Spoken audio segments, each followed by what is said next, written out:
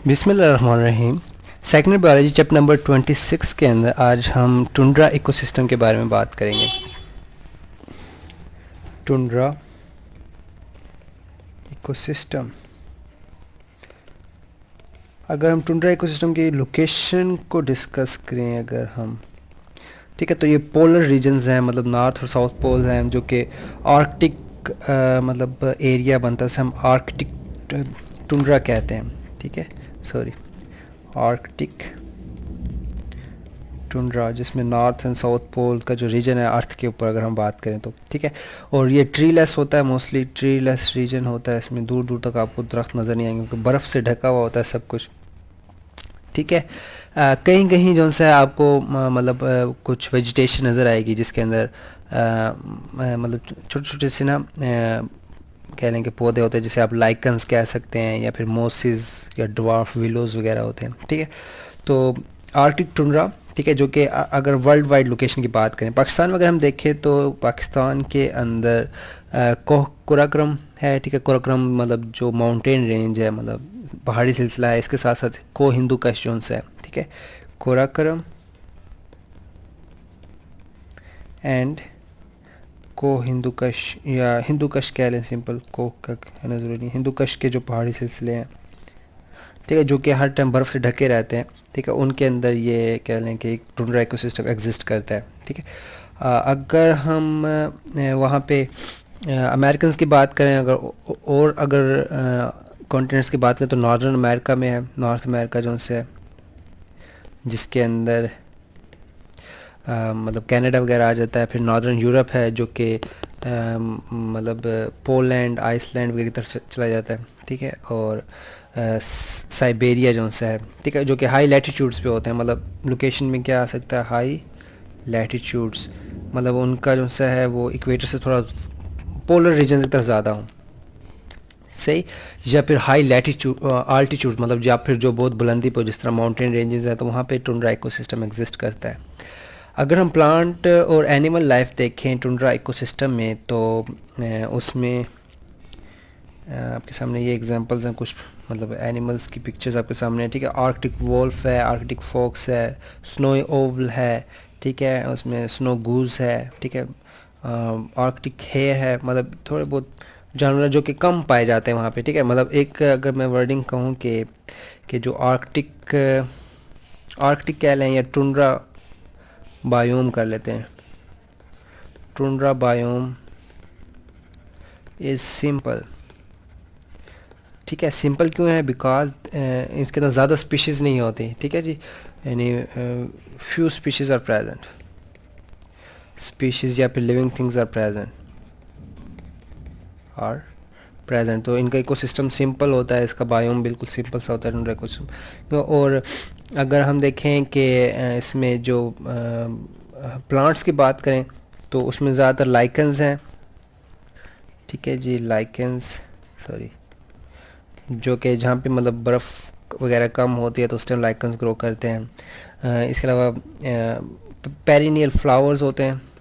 Perennial से क्या मुराद होता है कि लाइक जो जिनके साल में एक से ज़्यादा दफ़ा जो ग्रो करें, मतलब जिनके एक से ज़्यादा दफ़ा पोलिनेशन हो, सही। और ग्रासेस होते हैं। ठीक है, कहीं कहीं ग्रासेस भी हल्की सी नज़र आएंगी। ठीक है, इसके अलावा ये हो गए, ये एग्जांपल्स भी हैं इसके अंदर, लाइकन्स होते हैं, फ्लावर आर्कटिक फ्लावर्स होते हैं। ठीक है, पेरिनियल फ्लावर जिसे हमने कहा था।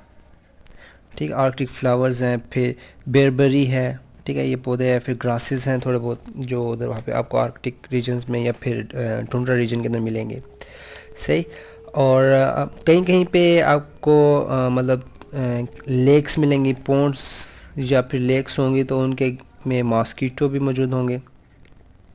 ठीक है, और मॉस्कीटो जो की वजह से फिर डिफरेंट इंसेक्ट्स भी प्रेजेंट होंगे वहाँ पे। ठीक है, मॉस्कीटो मतलब इंसेक्ट्स में ही काउंट होता है। और फिर डक्स हैं, बतख वगैरह, गूज। ठीक है, और फिर ये जो परिंदे हैं ये माइग्रेट भी करते हैं। ठीक है, इनके अंदर माइग्रेशन का एक कंसेप्ट है कि जब बहुत ज़्यादा सर्दियाँ होती हैं तो वो माइग्रेट होकर मतलब थोड़े कम बुलंदी वाले इलाकों पे या फिर जो गर्म इलाके हैं वहाँ पे पहुँचते हैं, वहाँ पे फिर अपनी कह लें कि रिप्रोडक्शन को कंटिन्यू करते हैं। ठीक है। ख़ासतौर पर उनके जो छोटे बच्चे होते हैं उनको वो मतलब गर्म इलाकों में लाते हैं ताकि वहाँ पे उनकी अफजाइश हो सके, फिर उसके बाद दोबारा वापस वो माइग्रेट कर जाते हैं। ह्यूमन इम्पैक्ट की बात करें तो ह्यूमन इम्पैक्ट जो टुंड्रा है उसके ऊपर कम है, ठीक है। क्यों? क्योंकि जो टुंड्रा है ये अनफेवरेबल है, अनफेवरेबल फॉर लिविंग, ठीक है, कि वहाँ पे इंसान जाके रह नहीं सकता क्योंकि टेम्परेचर ऑलमोस्ट -10 -15 की रेंजेस में होता है। तो वहाँ पे इंसानी आबादी का रहना बड़ा मुश्किल है। सिर्फ वही लोग वहाँ पे रहते हैं जिनका कोई काम हो, मतलब कोई ऑयल निकालने, मतलब ऑयल ड्रिलिंग से है, या फिर कोई पाइपलाइन जा रही है उसके सिलसिले में वहाँ पे मौजूद है, या फिर कोई मिलिट्री बेसिस मौजूद है, ठीक है, बाउंड्रीज पे जो सी होती हैं, ठीक। इस तरह मतलब ह्यूमंस का वैसे कम इम्पैक्ट है, लेकिन फिर भी जहाँ पे ह्यूमंस रह रहे हैं तो वो हैबिटेट लॉस वगैरह वहाँ पे हो रहा है, ठीक है।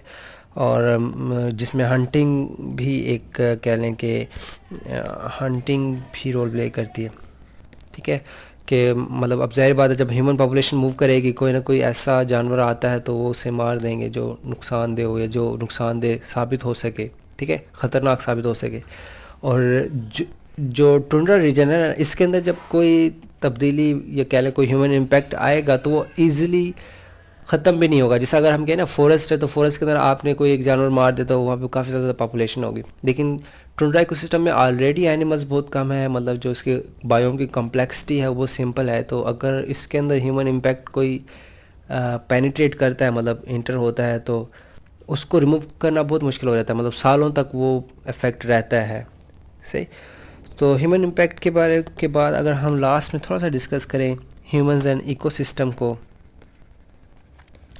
ह्यूमंस एंड इकोसिस्टम, तो जितने भी कह लें कि इकोसिस्टम में चेंजेस आ रही हैं, ठीक है, जिसमें हैबिटेट लॉस है, डिफॉरेस्टेशन है, या फिर डेजर्टिफिकेशन है, से या फिर ग्लोबल वार्मिंग है, या फिर ओजोन लेयर डिप्लीशन है, जितने भी रीजंस हैं सब के पीछे कहीं ना कहीं ह्यूमंस का रोल है, ठीक है। तो और ह्यूमंस फिर स्पीशीज़ को पहले तो इंडेंजर करता है, फिर आस्ते आस्ते वो एक्सटिंक्ट होती है ओवर हंटिंग, ओवर ग्रेजिंग वजह से। और एक तो बड़ी अच्छी सिंपल सी एक लाइन लिखी हुई है कि जो ecosystem ecosystems dominated by man, कि जिसके ऊपर ह्यूमन बींग्स डोमिनेट मतलब काबिज़ हैं, tend to be simple, tend to be simple, वो सिंपल होते हैं। सिंपल से क्या बनाते हैं, लाइक वहाँ पे जो नंबर ऑफ़ स्पीशीज़ होंगी वो कम होगी। अगर हम मसलन शहरी आबादी की बात करें तो यहाँ पे आपको इंसेक्ट्स मिलेंगे घरों के अंदर, चूंटियाँ वगैरह, काकरोच वगैरह, ठीक है, या फिर अगर आप गली में जाएंगे तो आपको कुत्ते, बिल्लियाँ, चूहे मिल जाएंगे, ठीक है। इसके अलावा कोई आपको दूसरी चीज़ें नहीं नजर आएंगी। इवन दरख्त ख़त्म हो रहे हैं, पौधे, वही जो ऑर्नामेंटल प्लांट्स है घरों में लगाए जाते हैं वो आपको मिल जाएंगे, या फिर कहीं पर थोड़ा बहुत दरख्त वगैरह होंगे जहाँ मैदानी इलाका होगा, ठीक है। तो मतलब जहाँ पर भी ह्यूमन पॉपुलेशन मतलब डोमिनेट होती है तो वहाँ पर जो कह लें कि इकोसिस्टम में है वो बहुत सिंपल हो जाता है, ठीक है, मतलब वहाँ पे बायोडाइवर्सिटी बहुत लो हो जाती है, सही। सो ये ह्यूमन एंड इकोसिस्टम के बारे में हो गया। तो यहाँ पे हमारा चैप्टर एंड होता है, और आज के लेक्चर के अंदर हमने टुंड्रा इकोसिस्टम और ह्यूमन इम्पैक्ट ऑन इकोसिस्टम, वैसे ह्यूमंस एंड इकोसिस्टम के वो हम मज़ीद एलैबोरेट कर सकते हैं, लेकिन आपकी बुक में छोटा सा टॉपिक है इसलिए हम मज़ीद डिटेल में नहीं जाएंगे।